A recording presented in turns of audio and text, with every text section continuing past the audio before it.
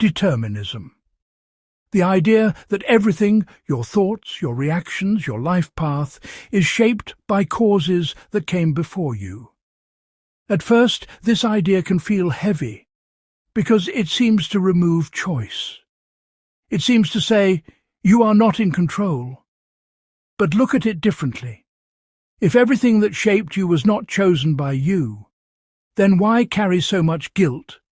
Why carry so much blame? Why hold yourself responsible for patterns that were built long before you were aware? This doesn't mean you are powerless. It means you are not alone in your conditioning. Even the people who hurt you, even the ones who threw stones at your car, they too were shaped by forces they did not fully choose. They were driving their own inherited vehicles, with their own blind spots, their own limitations. This doesn't justify harm, but it changes how you carry it.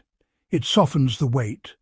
Because instead of seeing a world full of intentional damage, you begin to see a world full of unconscious drivers, people doing the best they can, with the awareness they have. And this is where something unexpected happens. Compassion, not forced, not moral, but natural. Because when you understand your own patterns, it becomes easier to understand others. When you see your own blind spots, it becomes harder to judge theirs. And when you realize how much of life is shaped by forces beyond conscious choice, the need to blame begins to dissolve. You still take responsibility, but without the heaviness, without the self-punishment, without the constant narrative of, I should have been different. Instead, you begin to ask a different question. What is happening in me right now? Not what's wrong with me, but what is happening?